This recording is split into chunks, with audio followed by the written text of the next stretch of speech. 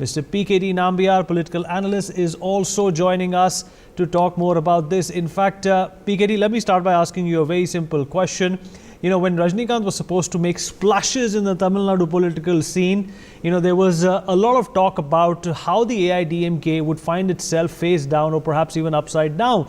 Now, Chinnamma's return is also being seen as a threat to the AIADMK, a political party which is not only replete with factions, but it is replete with a lot of conspiracy and a lot of insecurity. And they have in fact validated these insecurities, PKD, by saying that there is a chance of violence. There was also a whip command given by the party chief that nobody is going to in fact even talk about Chinnamma in the AIADMK. What's really going on? How can you in fact get so panicked? Where is the confidence that's supposed to ooze out of them? Because apart from not taking care of Tamil Nadu during COVID-19, so far EPS and OPS have done reasonably well. PKD? Well, precisely. You said it actually the right thing that earlier from the last 2 years. When the Jayalalitha passed away, everybody was thinking that the AIADMK is over. Both this Chief Minister and the Deputy Chief Minister of the current people, they will not be able to pull it off. But what the time has proved, both these people, they have found a common enemy in Sasikala, and that has proved to be good for AIADMK. They have been able to be in the power for the full term. Nobody, including me and you, may not have even thought that the AIADMK will be, after Jayalalitha will stay on and they will be able to complete the power term. But they have completed their entire term in power, and Sasikala slowly have become irrelevant.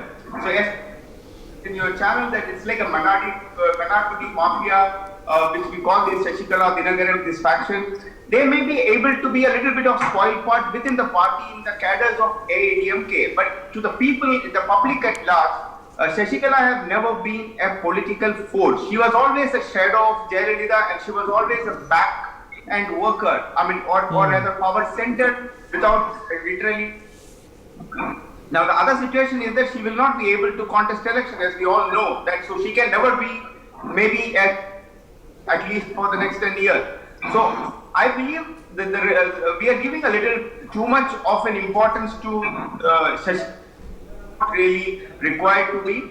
And somebody else was telling that Dinagaran got 5% of vote, and if that can be turned into an 8% or a 9%, yes, this will all can go in favor of DMK, which is already out of power for the last 10 years. So all these exercises will be actually spoiling a little bit of the fortune of AIADMK. But I believe we are discussing little too much about the Sasikala and the importance of Sasikala in Tamil Nadu politics, which is not going to be at the ground. In fact, I was traveling in Tamil Nadu because of some of the election. Okay. On the ground, people don't even talk about Sasikala at all. Okay, there is also this thought about the BJP trying to make inroads into the Tamil Nadu politics, and there are also speculations that they have been trying to associate themselves with the AIADMK. Some people also feel that the AIADMK itself is divided when it comes to aligning with the BJP or not. Can Chinnamma in fact take advantage of this vulnerability in the party right now? So there are two elements. Is that the role of national parties in Tamil Nadu politics, that has been always been very marginal, whether it is from the point of view of Congress or even BJP. But there is a slight change which has been taking place from the last 3-4 years after these two veterans, both Jayalalitha and Karunanidhi, is not there in this world. So the politics have also changed. I completely agree with Mr. Shastri on one thing, that is that the new politics of Tamil Nadu do not have any more charismatic leaders like those people. Whether Stalin do not hold such kind of a large larger-than-life picture for himself, or for that matter to the current Chief Minister Palniswamy or the Edapali or any of those people. So when that comes, everybody will be able to have some amount of vote share, but nobody is going to, even any of these Dravidian party except the DMK will not be able to create that huge impact we are talking about. But then fortunately there is something which is happening towards the BJP. There is a huge amount of, I'm not going to predict on this channel today that it is going to, the BJP is going to rule form the next government in Tamil Nadu. Definitely no.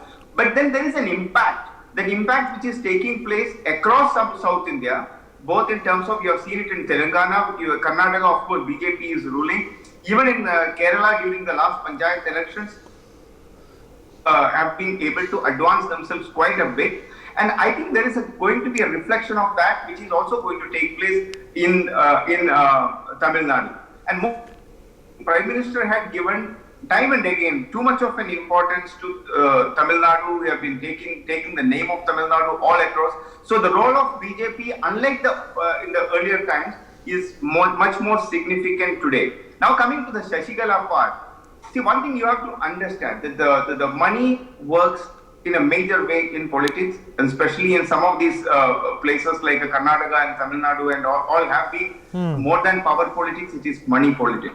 The people like Sasikala and Dinakaran, they hold so much of a wealth, but claiming that they will be the natural inherited political legacy of Jayalalitha, I am so sorry to tell that is not the way. That will be basically demeaning the people of Tamil Nadu. The reason being, the people of Tamil Nadu is a very progressive state. Okay. And people of Tamil Nadu is a very emotional Okay, people. Mr. Shastri wants to respond to you. Mr. Shastri wants to respond to you. PKD, Mr. Shastri wants to respond to you. Okay. He is not coming from. Okay, PKD, Mr. Shastri. No, I think Vinit, what Mr. Shastri has saying no relevance when it comes to Tamil Nadu politics at least. No. Even in the national politics. Yes.